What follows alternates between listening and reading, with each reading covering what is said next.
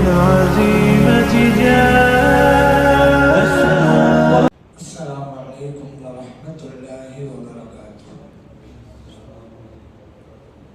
الحمد لله رب العالمين، والصلاة والسلام على سيدنا محمد وعلى آله وصحبه أجمعين، وما توفيقي إلا بالله، لا حول ولا قوة إلا بالله العلي العظيم. سبحانك لا علم لنا إلا ما علمتنا إنك أنت العليم الحكيم. கண்ணியத்துக்குரிய பெரியோர்களே, அன்பார்ந்த சகோதரர்களே, ஒரு மையத்தை அடக்கம் செய்ததற்கு பின்னாலே கபருக்கு மேலே சில செடிகளை ஊன்றுவார்கள். நீங்கள் பார்த்திருப்பீர்கள். அதற்கு காரணம், அந்த செடிகள் தஸ்பீஹ் செய்கின்றன. அந்த செடிகளுடைய தஸ்பீஹின் மூலமாக உள்ளே இருக்கிற மையத்தின் வேதனை குறைக்கப்படுகிறது என்பதால் தான் அதை நாம் இன்றைக்கு செய்து கொண்டிருக்கிறோம். இதை நபி ஸல்லல்லாஹு அலைஹி வஸல்லம் அவருடைய ஹதீஸ் அறிவிக்கிறது. நபி ஸல்லல்லாஹு அலைஹி வஸல்லம் அவர்கள் அருமை தோழர்களோடு ஓரிடம் செல்கிறார்கள். அங்கே 2 கபர்களை பார்க்கிறார்கள். 2 கபருக்குள்ளே இருப்பவர்கள் வேதனை செய்யப்படுவதின் சப்தத்தை கேட்கிறார்கள். இது நபி ஸல்லல்லாஹு அலைஹி வஸல்லம் அவர்களுக்கு இறைவன் வழங்கிய பிரத்யேகமான சிறப்பு, அல்லாஹ் முஅஜிஸா என்று கூறுவோம். அந்த சப்தத்தை கேட்டதற்கு பிறகு நபி ஸல்லல்லாஹு அலைஹி வஸல்லம் அவர்கள் கூறினார்கள், அருமை தோழர்களே, இங்கே இருக்கிற 2 கபருக்குள்ளே இருப்பவர்கள் வேதனை செய்யப்படுகிறார்கள். மிகப்பெரிய பாவம் என்பதால் அல்ல, ஆனாலும் பெரிய பாவத்தை போன்றதுதான். 2லே ஒருவர் மக்களுக்கு மத்தியிலே கோல் சொல்லிக் கொண்டிருந்தால் ஆகவே வேதனை செய்யப்படுகிறார். இன்னொருவரோ சிறுநீர் கழித்தால் சரியாக சுத்தம் செய்ய மாட்டார், ஆகவே அதற்காக வேதனை செய்யப்படுகிறார். இதை கூறிவிட்டு நபி ஸல்லல்லாஹு அலைஹி வஸல்லம் சொன்னாங்க, பேரித்த மரத்தின் மட்டையை கொண்டு வாங்க. கொண்டு வரப்பட்டதை 2ஆக உடைச்சாங்க. 2 துண்டுகளையும் 2 கபர்களின் மேலே ஊற்றினார்கள். அப்ப ஸல்லல்லாஹு அலைஹி வஸல்லம் அவங்களுக்கு சஹாபா பெருமக்கள் கேட்டாங்க, லிமா ஃபஅல்த ஹாதா யா ரசூலல்லாஹ், ஏன் இந்த மாதிரி செய்றீங்க நீங்க? நபி ஸல்லல்லாஹு அலைஹி வஸல்லம் சொன்னாங்க, இந்த 2 துண்டுகளும் பேரித்த மரத்தின் துண்டுகளும் காயாமல் இருக்கும் காலமெல்லாம் 2 கபருக்குள்ளே இருப்பவருடைய வேதனை குறைக்கப்படுகிறது. யுஹஃபஃபு அன்ஹுமா மாலம் யைபஸா என்று நபி ஸல்லல்லாஹு அலைஹி வஸல்லம் சொன்னாங்க. புகாரிலே பதிவு செய்யப்பட்ட ஹதீஸ். அப்படியானால் அந்த மட்டை தஸ்பீஹ் செய்கிறது. ஏன் காயாமல் இருக்காமல்னா அதான் உயிர் இருக்குன்னு அர்த்தம். பொதுவா ஒரு மட்டை காட்டிட்டா உயிர் போச்சு, அது பிறகு துளிர்க்காதுல. ஒரு கம்பையை ஊற்றணும், ஈரமா இருந்தா தண்ணி ஊற்றினா துளிர்க்கும், வளரும். அதே இடத்துல காஞ்ச கம்பா இருந்தா தான் அது வளராது.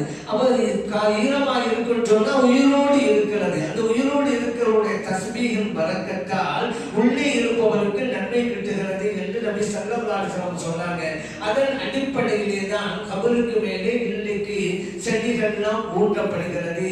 கபருக்கு மேலே பூக்கள் போடப்படுவதும் அப்படித்தான். ஏன்னா மற்றதாங்கிறது இல்லையில தஸ்பீஹ்ன்றா எல்லா பொருளும் தஸ்பீஹ் செய்து யுஸப்பிஹு லில்லாஹி மா ஃபிஸ் ஸமாவாதி வ மா ஃபில் அர்த். இறைவன் குர்ஆன்ல சொன்னான், வானம் பூமி இவற்றில் இருக்கக்கூடிய அனைத்தும் அல்லாஹ்வை தஸ்பீஹ் செய்து. அப்ப மலர் மாலையை போடுறோம், பூக்களை போடுறோம், அதுவும் தஸ்பீஹ் செய்து அதன் மூலமாக கபருக்குள்ளே இருப்பவர்களுக்கு பலன் கிட்டுகிறது.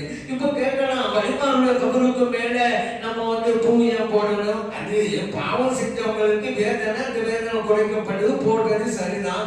வலிமார்கள் தான் நல்லவர்களாச்சே, அவங்களுக்கு ஏன் போடணும்னு சொன்னா தஸ்பீஹ் செய்யறது அல்லவா. தஸ்பீஹ் மூலமாக 2 வகையான நன்மைகள் கிடைக்கும். ஒன்று பாவம் அழிக்கப்படும், இன்னொன்று தரஜா உயர்த்தப்படும். எந்த காரியமா இருந்தாலும் சரிதான். இப்ப நீங்க பள்ளிவாசல் வீட்டிலிருந்து வந்தீங்க, ஒவ்வொரு அடி எடுத்து வச்சு வந்தீங்க. நபி ஸல்லல்லாஹு அலைஹி வஸல்லம் சொன்னாங்க, பள்ளிவாசலை நோக்கி நீங்கள் நடைபோடுகின்ற போது நீங்கள் எடுத்து வைக்கிற ஒவ்வொரு அடிக்கும் ஒரு பாவம் அழிக்கப்படுகிறது, ஒரு தரஜா உயர்த்தப்படுகிறது என்றார்கள். அதன் அடிப்படையிலே பாவிகளாக இருந்தால் அந்த பொருளின் தஸ்பீஹின் காரணத்தினாலே வேதனை குறைக்கப்படுகிறது. நல்லவர்களாக இருந்தால், சாலிஹீன்களாக இருந்தால், இறை நேசர்களாக இருந்தால் அந்த தஸ்பீஹின் மூலமாக தரஜா உயர்த்தப்படுகிறது. ஆகவேதான் பூக்கள் போடப்படுகிறது என்பதை நாம் அறிந்து கொள்ளலாம். இன்னொன்று இமாம் ஷாஃபிஈ ரஹ்மத்துல்லாஹி அலைஹி அவங்க சொல்றாங்க, யுஸ்தஹப்பு அன் யுக்ரஅ இன்தல் கப்ர் ஷையும் மினல் குர்ஆன். கபருக்கு அருகிலே குர்ஆனின் சில பகுதியாவது ஓடுவது விரும்பத்தக்கது. அதே நேரத்தில் குர்ஆன் முழுவதையும் ஓதினால் கான ஹஸனன், அது மிகவும் அழகானது என்கிறார்கள் இமாம் ஷாஃபிஈ ரஹ்மத்துல்லாஹி அலைஹி அவர்கள். இந்த ஒரு கூற்றை ஏன் அவங்க சொன்னாங்க? இந்த ஹதீஸ் அடிப்படையில் தான் அந்த பேரித்தமரம் மட்டை தஸ்பீஹ் செய்து அதன் மூலம் கபருக்குள்ள இருப்பவருக்கு பலன் கிடைக்குது. இந்த சப்ஜெக்ட் தான். அந்த பேரித்தமரம் மட்டையுடைய தஸ்பீஹின் மூலமாகவே கபருக்குள்ள இருப்பவருக்கு நன்மை கிடைக்கிறது என்றால் நாம் செய்கிற தஸ்பீஹுக்கு நிச்சயம் கிடைக்கல. ஏன்னா படைப்பினங்களில் சிறந்தவன் மனிதன் தானே.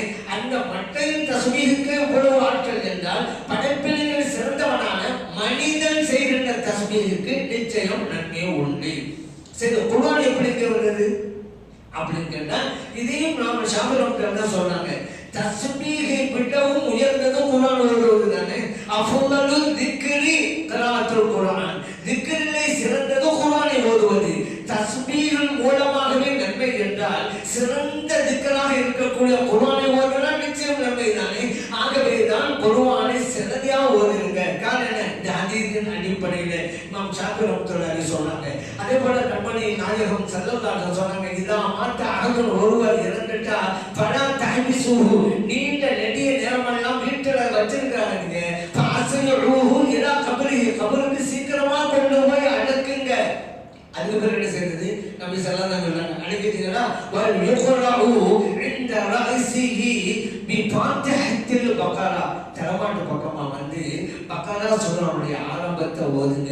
வஇன்த ரிஜ்லைஹி பி ஹாத்திமத்தில் பக்ரா, அந்த மையத்துடைய கால்மாட்டு பக்கமா வந்து பக்ரா சூராவுடைய கடைசியை ஓதுங்க என்று நபி ஸல்லல்லாஹு அலைஹி வஸல்லம் சொன்னாங்க. இமாம் பைஹக்கி ரஹ்மத்துல்லாஹி அலைஹி அவர்கள் ஷுஅபுல் ஈமான் என்ற ஹதீஸ் கிதாபிலே இத பதிவு செஞ்சிருக்கிறாங்க. ஆகவே தான் அந்த கபருக்கு அருகிலே குர்ஆனை ஓதுவதும் கபருக்குள்ளே இருப்பவருக்கு பலன் அளிக்கும் என்பதை நாம் அறிந்து கொள்கிறோம். அடுத்து ஒருவர் அடக்கம் செஞ்சாச்சு. செஞ்சதுக்கு பிறகு அந்த கபரை தோண்டுகின்ற சூழ்நிலை வந்தால் என்ன செய்வது? அப்படி தோண்டலாமா? மறுபடியும் தோண்டி மையத்தை எடுக்கலாமா? அந்த அடக்கம் செஞ்ச இடத்தை தோண்டலாமா என்று கேட்டால் தோண்டலாம். காரணம் என்ன? ஜாபிர் ரலியல்லாஹு அன்ஹு அவர்கள் செய்த ஒரு காரியம் தான். இதை நபி ஸல்லல்லாஹு அலைஹி வஸல்லம் அவருடைய காலத்திலே தான் அவங்க செஞ்சாங்க. அவங்களே சொல்றாங்க, உஹது யுத்தத்திலே எனது அருமை தந்தையார் அப்துல்லா ரலியல்லாஹு அன்ஹு அவர்கள் ஷஹீத் ஆயிட்டாங்க.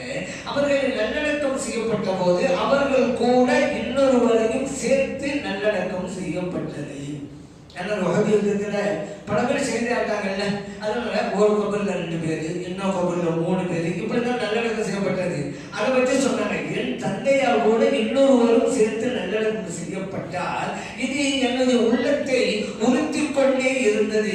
எப்படி இருந்தாலும் நமது தந்தையாரை தனியாக நல்லடக்கம் செய்ய வேண்டும் என்று 6 மாதங்கள் கழித்து அந்த இடத்தை தோண்டினேன். எனது தந்தையாரின் அந்த உடலை பார்த்தேன். என்ன ஆச்சரியம்! அப்பொழுது வைத்தால் எப்படி இருக்கும்? அந்த வகையிலே இருந்தது. எந்த சிதைவும் இல்லை, சேதாரமும் இல்லை என்று ஜாபிர் ரலியல்லாஹு அன்ஹு அறிவிக்கிறாங்க. புகாரிலே பதிவு செய்யப்பட்ட ஹதீஸ். அப்ப எந்த சிதைவும் இல்லைன்னா இறை நேசர்களுடைய உடலை மண் தீண்டாது என்பதற்கு மிகப்பெரிய அத்தாட்சி. 6 மாதங்கள் சென்று விட்டன, ஆனால் உடல் அப்படியே இருக்கிறது, அன்று வைத்ததை போல் இருக்கிறது. ஹதீஸ் சொல்கிறது, புகாரி நமக்கு சொல்லி காட்டுகிறது. இந்த ஹதீஸிலிருந்து தான் ஒரு சட்டத்தை நம்ம எடுக்கிறோம். என்னன்னா, ஒரு மையத்தை அடக்க செஞ்சுட்டான், தோண்டணும்னு ஒரு சூழ்நிலை வந்தா தோண்டி கொள்ளலாம். அதனால தானே ஜாபிர் ரலியல்லாஹு தோண்டிதான் எடுத்தாங்க. தந்தையாரோட மையத்தை 6 மாதம் கழிச்சு தான் எடுத்தாங்க. இது நபி ஸல்லல்லாஹு அலைஹி வஸல்லம் காலத்திலே தானே நடந்தது. மார்க்கத்திலே கூடாது என்றால் நபி ஸல்லல்லாஹு அலைஹி வஸல்லம் தடுத்திருப்பாங்கல்ல. அதனால இப்படி இருக்கலாம். அப்போ நடக்க செய்யும் போது உயர்ந்த ஒரு பொருள் ஒருவர் வச்சிருந்தாரு, அதுக்கு வந்து மூடிட்டு வந்துட்டாங்க. பிறகுதான் தெரியுது தான் வச்சிருந்த அந்த உயர்ந்த விலைக்கு, சாதாரண விலைக்கு யாரும் பிரச்சனை பண்ண போறது இல்லை, கவலைப்பட போறது இல்லை. ஆனா விலை மதிப்புள்ள ஒரு பொருளா இருந்தா உள்ளே விழுந்துருச்சு, கன்ஃபார்ம் தான், உள்ளே விழுந்து கன்ஃபார்ம். இப்ப தோண்டி எடுக்கலாமாங்க? தோண்டி எடுக்கலாம் நிர்பந்தத்துக்கு.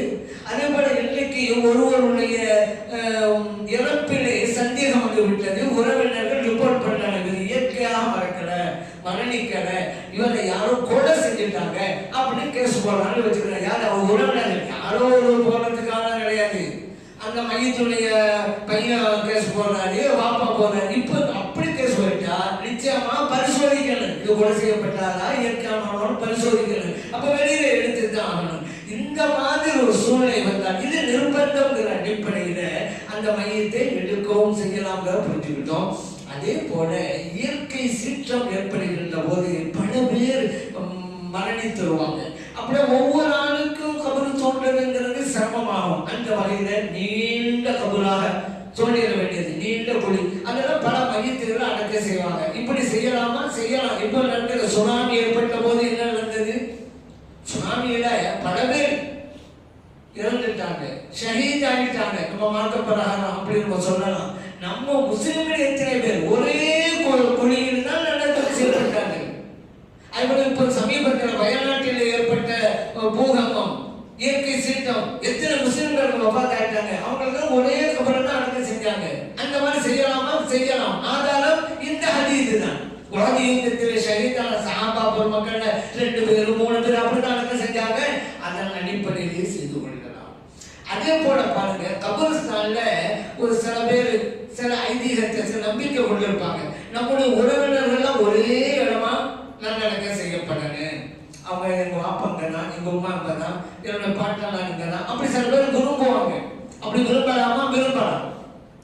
ஆனால் அதை போய் கட்டாயப்படுத்தக்கூடாது. கபரிஸ்தானுடைய உரிமை அங்க இருக்கக்கூடியவங்க பார்த்து இங்க தான் கூட அவங்க சொல்லி பார்க்கலாம், செஞ்சுட்டா அல்ஹம்துலில்லாஹ். இல்லைங்க, இங்க ஒரு ரூல் இருக்குது, வரிசையா தான் அடிக்க கபர்களை அடக்கம் செஞ்சுக்கிட்டே வர்றோம். அந்த மாதிரி அங்குள்ள சொன்னா அங்க வற்புறுத்தக்கூடாது. ஆனா விருப்பம் தெரிவிக்கலாம், அது தப்பே கிடையாது. ஏன்னா அப்படி செல்லதாசம் அப்படி செஞ்சிருக்கிறாங்க. உஸ்மான் இப்னு மக்தூம் ரலியல்லாஹு அன்ஹு அவர்கள் வஃபாத் ஆயிட்டாங்க மதீனா ஷரீஃப்ல. ஜன்னத்துல் பகீங்கிற கபர்ஸ்தான் உருவாக்கப்பட்டதற்கு பிறகு முதல் மையத் அவர்கள் தான்.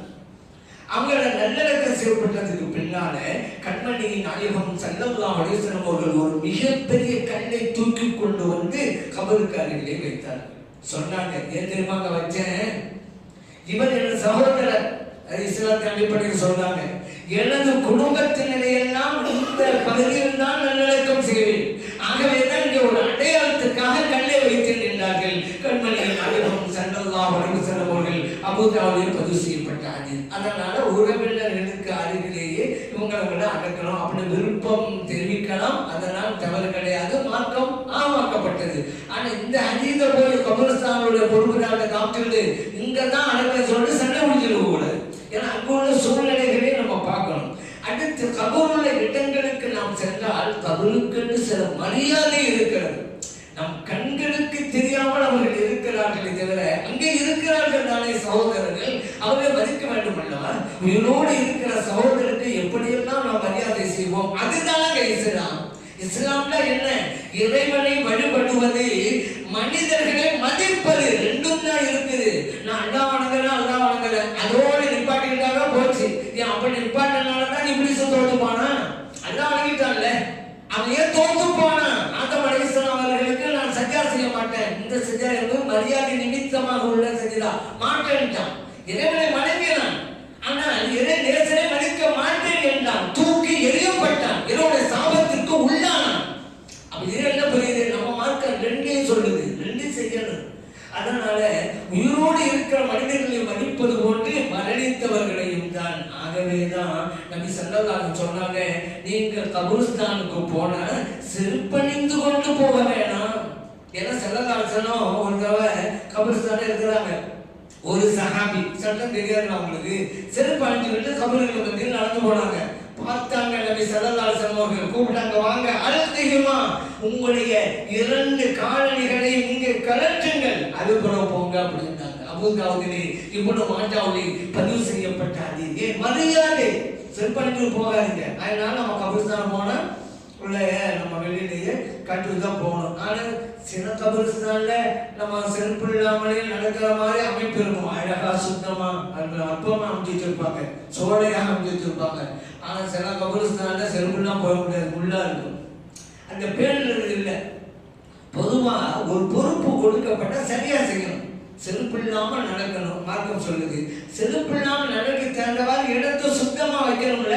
அப்ப அந்த பள்ளி நிர்வாகிகள், கபரிஸ்தானுக்குரிய பள்ளி நிர்வாகிகள் இதில் கவனம் ஏதோ வர்றாங்க அதுக்கு நான் போறாங்க அப்படின்ட்டு பரவசாலை கணக்கு மட்டும் வாழ்ந்து போறதில்ல.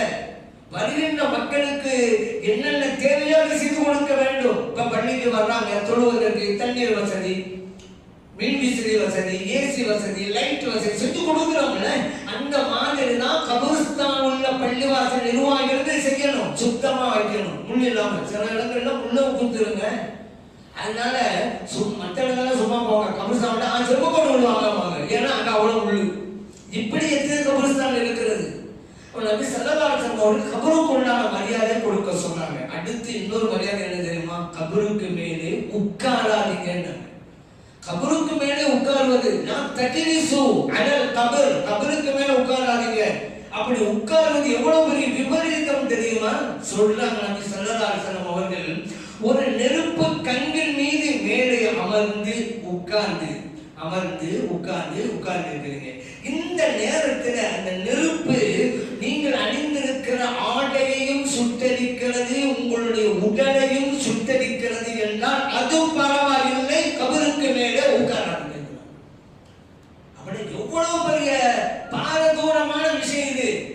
நெருப்புக்கு மேல உட்கார்ந்து உடை எல்லாம் கரிஞ்சு போச்சு, ஆனா பரவாயில்ல, இங்க உட்காராதீங்க கபருக்கு மேல அப்படின்னா அந்த அளவுக்கு எச்சரிக்கை விடுக்கிறார்கள். முஸ்லிம்களை பதிவு செய்யப்பட்ட அது மரியாதை. கீழே ஒருத்தவங்க இருக்கிறாங்கல்ல, அவங்க மேல போய் உட்கார்ந்து இருந்தாங்க, ஏன்னா நீங்க கீழே உட்கார்ந்து இருக்கிறவங்க மரியாதையா? அதனாலதான் இப்படி சொல்றாங்க ஸல்லல்லாஹு அலைஹி வஸல்லம். அடுத்து இன்னொன்று என்னன்னா, கபருக்கு மேலே எந்த கட்டடத்தையும் கட்டாதீர்கள். நஹன் நபி ஸல்லல்லாஹு அலைஹி வஸல்லம் ஐயுபனா ஐயுஜஸ்ஸல் கபர் வ ஐயுபனா அலைஹி வ ஐயுqஅத அலைஹி. மூணு பாயிண்ட் சொல்றாங்க, முஸ்லிம்ல பதிவு செய்யப்பட்ட ஹதீஸ். கபரை பூசக்கூடாது. தஜ்சீசுல் குபூர்மாக, குபூர்னா கபர், கபர்னா முஃபரது சிங்குலர், குபூர்னா பன்மை, தஜ்சீசுனா பூச, சுண்ணா போட்டு பூசுறது. இதை செய்யாதீங்க, தடுத்தாங்க. அடுத்து கபருக்கு மேல கட்டடத்தை கட்டாதீங்க. கட்டடங்கிற என்ன? வீடு, கடை, திருமண ஹால் இந்த மாதிரி எல்லாம் கட்டுறது, இது கூடாது. அடுத்து சொன்னாங்க கபருக்கு மேலே உட்காருவது. இதுக்கு முன்னாடி உங்களுக்கு சொல்லப்பட்டது பிரச்சனை இல்லை. இதுல நபி ஸல்லல்லாஹு அலைஹி வஸல்லம் மூன்று விஷயத்தை சொல்லும் பொழுது ரெண்டு இடத்துல ஒரு வார்த்தையும் இன்னொரு இடத்துல வேறு வகையான சொல்றாங்க. இதுதான் ஸல்லல்லாஹு அலைஹி வஸல்லம் அவர்கள். இது புரியாத வகாபிகள் தான் பூசக்கூடாது எல்லாம் பூசக்கூடாது அதெல்லாம் பார்க்கணும். இதை விவாதத்திலே நாங்கள் சொன்னோம். சும்மா இங்கேயோ அல்லது பொதுக்கூட்டங்களை மட்டுமல்ல, நேருக்கு நேரம் உட்காந்து அப்படி வாதம் செய்யும்போதே சொன்னோம். ஏன்னா நபி ஸல்லல்லாஹு அலைஹி வஸல்லம் அவர்களுக்கு இறைவன் கொடுத்த பேச்சாற்றல் ஜவாமியுல் கலீம் என்கிறார்கள். எந்த நபிக்கும் கொடுக்கப்படாத 6 எனக்கு வழங்கப்பட்டிருக்கிறது. அதுல ஒண்ணு ஜவாமியுல் கலீம். முஸ்லிம்களை பதிவு செய்யப்பட்ட ஹதீஸ். ஜவாமியுல் கலீம் என்றால் மிகச் சிறந்த பேச்சாற்றல், குறைந்த சொற்களை கொண்டு அதிக விளக்கங்களை தருவது ஜவாமியுல் கலீம். இது எனக்கு வழங்கப்பட்டது, வேற எந்த நபிக்கும் இது தரப்படலைங்கிறாங்க ஸல்லல்லாஹு அலைஹி வஸல்லம். அப்படிப்பட்டவங்க வார்த்தைகளை கச்சிதமா போனாங்க. கபரை பூசக்கூடாது, கபரின் மேலே பூசக்கூடாது, கபரை பூசக்கூடாது. அங்க அழகிற வார்த்தை வரல. அடுத்து வாங்கினா அழகி கபருக்கு மேலே கட்டடம் கட்டக்கூடாது, இங்க அழா வந்திருக்கு. அழகி கபருக்கு மேலே உட்காருவது, இங்கே அழா வந்திருக்கு. ஏன்னா அப்படி ஸல்லல்லாஹு காலத்துல எல்லாம் கபர் நடந்த உள்குழி, இதுக்கு முன்னாடி உங்களுக்கு சொல்லி தரப்பட்டிருக்கு. அல்-லஹத் உள்குழி, அந்த உள்ளுக்க வச்சுட்டு அப்ப நம்ம செங்கல் மாதிரி உள்ள கல்லை அடிப்பாங்க. செங்கல்னா நெருப்புல சுட்டது சிவப்பு கலர்ல இருக்கும். அது நெருப்புல சுடுறதுக்கு முன்னால வேறு கலர்ல தான் இருக்கும், களிமண் கலர்ல தான் இருக்கும். களிமண்ல தானே செய்வாங்க. அந்த அரபு நாடுகள்ல உள்ள அந்த கல்ல நபின், அந்த நபின் ஸல்லல்லாஹு அலைஹி வஸல்லம் அவருடைய கபரில் வைக்கப்பட்டது, மற்ற சஹாபா பெருமக்களுக்கும் வைக்கப்பட்டது. அங்க போய் கல்லை மட்டும் அடிக்கிதான் வைக்கணும், உள்ள போய் பூசிட்டு கூடாதுன்னு இருக்கும். கபூரை பூசாருங்க, கல்லை அடிக்கிறீங்களா அதோட சரி, பூசக்கூடாது. கபருக்கு மேலங்கிற வார்த்தை அங்க வரல. சரி, கட்டணம் கட்டக்கூடாது வந்திருக்கு தானே அப்படின்னு கேட்கலாம். ஏன்னா இப்ப தர்காவை கட்டுறது தானே சில பேர் பேசுறாங்க. கட்டக்கூடாதுன்னு தான் வந்திருக்கு கட்டணம், இப்ப தர்கா கட்டிருக்கீங்க மேல அப்படிங்கிறான். அங்கே வக்ஃபுடைய சொத்துக்கு சொல்லப்பட்ட மேற்றது. ஏன் வக்ஃபுல்லா எல்லோருக்கும் சொந்தமான, எல்லா முஸ்லிம்களுக்கும் சொந்தமான ஒரு கபர்ஸ்தான். அங்க போய் கட்டணங்கள் ஆரம்பிச்சா கல்லறைன்னு சில சமயங்கள்ல சில மதங்கள்ல கட்டிக்கிட்டு அப்படி கட்ட ஆரம்பிச்சா அப்புறம் குறிப்பிட்ட கபரெல்லாம் முடிஞ்சதுக்கு அப்புறம் கட்ட முடியாது. அதனாலதான் கட்டக்கூடாது. வக்ஃப் எல்லாருடையது. நீங்க கட்டி வச்சுட்டா அப்படியே கட்டுவாரு. அடுத்த ஒரு மையத்தோட இடம் நல்லா செய்வீங்க. 10 வருஷம் ஆகி போச்சு, கட்டளை இருக்குமே. ஆகவே தான் கட்டக்கூடாது நபி ஸல்லல்லாஹு அலைஹி சொன்னாங்க. தர்காக்கள் இருப்பதெல்லாம் அவர்களுடைய சொந்த இடங்கள், அது பொதுமக்களுடைய முஸ்லிம்களுடைய பொது கபூர்ஸ்தான் அல்ல. ஆகவே இந்த சட்டம் அங்க வரவே செய்யாது. ஆனா பொது கபூர்ஸ்தானாக இருந்தா கபருக்கு மேலே கட்டக்கூடாது என்று எல்லா இமாம்களும் சொன்னாங்க. பள்ளிவாசல் உள்பட பள்ளிவாசல் கட்டலாமா? கபூர்ஸ்தானுக்கு மேல, கபூருக்கு மேல ஹராம் ஆச்சாங்க. இமாம்கள் சொன்னாங்க ஹராம். வீடு மட்டும் இல்ல, கடை மட்டும் இல்ல. ஆனா சில இடங்கள் எல்லாம் கபூர்ஸ்தான் இருக்குது, பள்ளிக்கு வருமானம் தேவை, 2-3 கடைகள் கட்டி விடுறாங்க. வேற இடங்கள் கட்டுங்க. சரி, கபூர்ஸ்தானே கபர் இதுவரைக்கும் அடக்கம் செய்யப்படல, அப்படி இருக்கணும். பெரிய கபூர்ஸ்தானா இருக்கும். சில இடங்கள் வந்து கபரே மையத்தை அடக்கம் செய்யப்படாத கபர்களும் இருக்கும் அல்லவா? அங்க கட்டலாமா? அங்க கட்டலாம், பிரச்சனை கிடையாது. தேவைப்பட்டா கட்டணம் இழுத்துட்டு வேற மையத்தை அடக்கம் செஞ்சுக்கலாம். ஆனா கீழே மையத்து இருந்தா மேலே கட்டக்கூடாது. பள்ளிவாசல் தான் ஆளாம். அதனாலதான் நம்ம சென்னையில் இருக்கக்கூடிய மக்கா பள்ளிவாசல் இருக்குதுல்ல, இந்த பள்ளிவாசலுக்கு சில நல்லடியாரும் சொல்ல போக மாட்டாங்க. ஏன்? அந்த பள்ளிக்கு கீழே அவ்வளவு கபறுகள், கபறுகளுக்கு கபருஸ்தான். அது ஒரு காலத்துல ஒரு கூரை கொட்டாய் மாதிரி பள்ளியாச அந்த கபருஸ்தானுக்குள்ள வேற ஒரு பகுதிகள் அந்த பக்கமா இருந்தது. அதுக்கு பிறகுதான் அந்த கூரை கொட்டாயை தூக்கிட்டு இவ்வளவு பெரிய பில்டிங் கட்டி விட்டாங்க பள்ளியாசலுக்கு. எத்தனை மையத்து, எத்தனை கபருக்கு இல்லை? ஹராம் ஆச்சா கபருக்கு மேல பள்ளியாசல் கட்டுறது? ஏன்? யஹூதி நஸாராக்கள் செஞ்சாங்களே, நபி ஸல்லல்லாஹு அலைஹி சொன்னாங்க, லஅனல்லாஹுல் யஹூத வன் நஸாரா, யஹூதி நஸாராக்களை அல்லாஹ் சபிப்பானாக. இத்தஹது குபூர் அன்பியாஇஹிம் மஸாஜித், காரணம் அவர்கள் தங்கள் நபிமார்களின் கபர்களை பள்ளிவாசல்களாக அமைத்துக் கொண்டு விட்டார்கள். புகாரில் பதிவு செய்யப்பட்ட ஹதீஸ். பள்ளிவாசல் அப்படின்னா என்ன? பள்ளிவாசல் செலவு இந்த தலாவுக்கு பக்கத்தில் பள்ளிவாசல் இருக்கும்ல, அதை போய் சொல்லிட்டு இருக்காங்க. கபருக்கு மேல பள்ளிவாசல் கட்டுறதுக்கு செலாதுனாக்கா, கபருக்கு பக்கத்தில் அதான் தலாவுக்கு பக்கத்தில் பள்ளிவாசல் கட்டுனா அதை போயிட்டு கூடாது கூடாதுங்கிறாங்க. அதுக்கு என்ன சம்பந்தம் இருக்கு? நல்லடியார்கள் நல்லடக்கம் செய்யப்பட்ட இடத்துல பள்ளிவாசலை கட்டினாங்கன்னு குர்ஆன் பேசுகிறது. குகை தோழர்கள் எல்லாம் சொன்னாங்க. அதனால தானே சூரத்தில் கஹ்ஃப்னு பேர் இருந்துச்சு. கஹ்ஃப்னா குகை. சில இறை நேசர்கள், இளைஞர்களாக இருந்த இறை நேசர்கள், அவங்களை பத்தி அல்லாஹ் சொல்லலாம். அந்த சூறாவுக்கு பேரே சூரத்தில் கஹ்ஃப். அதுல நல்லடியார்கள் சொன்னார்கள், இந்த கஹ்ஃப் தோழர்களை அடக்கம் செய்துவிட்டு அவர்களுக்கு பக்கத்திலே நாங்கள் ஒரு பள்ளிவாசலை ஏற்படுத்த விரும்புகிறோம். நலத்தஹிதன்ன அலைஹிம் மஸ்ஜிதா, அல்லாஹ் குர்ஆன் சொல்றான். கபருக்கு மேல தாங்க கட்டக்கூடாது. கபரு கீழே இருக்குது, மேல பள்ளிவாசல் இது கூடாது.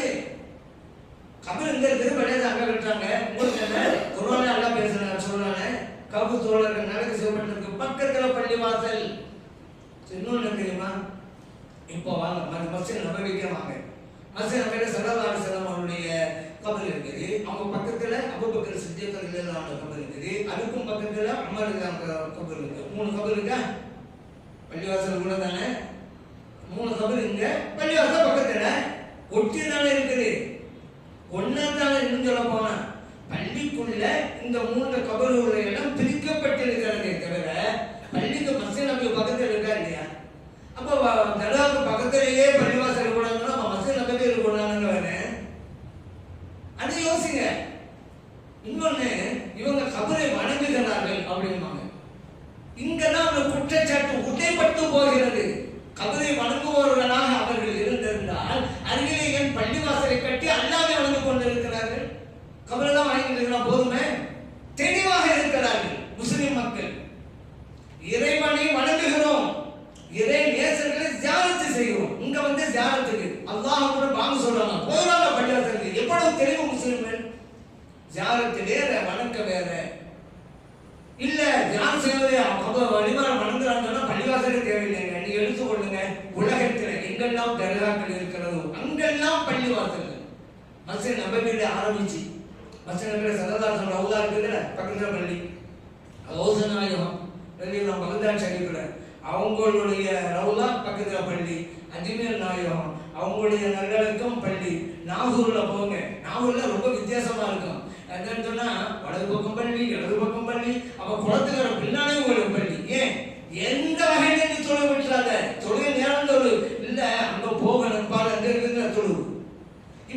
ஒரு மனிதனுடைய வணக்க வழிபாட்டிலே உயிரோட்டத்தை கொடுத்துக் கொண்டிருக்கிற தர்காக்கள். அல்லாஹ் மறந்துடாத. ஆகவேதான் பள்ளிவாசல்கள் முஸ்லிம்கள் தெளிவாக தான் இருக்கிறாங்க. இப்போ சார் செஞ்சுட்டே இருப்பாங்களா, பங்கன் சத்தம் கேட்குமா, போவாங்க பள்ளிவாசலுக்கு. இல்லை இங்கேயே நம்ம வணங்குறவங்கன்னா போய் அவங்க பள்ளிவாசல் போகிறாங்க. போங்க, போய் பாருங்க, பள்ளிவாசல் நிரம்ப வழி சொல்லுங்க நேரத்துக்கு. இவங்களே கற்பனை பண்ணிக்கிறது. அவங்க வழிமாறு வணங்குறாங்க, வழிமாறு கூட கற்பனை பண்ணி குற்றச்சாட்டு வச்சிருக்கல. ஆனால் முஸ்லிம் மிக தெளிவாக இருக்கிறாங்க. ஆனால் குற்றச்சாட்டு வைக்கக்கூடியவர்கள் மறுமையை இழந்து நிற்கிறார்கள். வழிமார்களை வணங்குகிறாங்கன்னா ஷிர்க்கு, அந்த ஷிர்க்கை செய்கிறார்கள் என்று குற்றம் சுமத்தப்படுகிறது. உண்மையிலேயே அப்படி செஞ்சுட்டா பிரச்சனை இல்லை.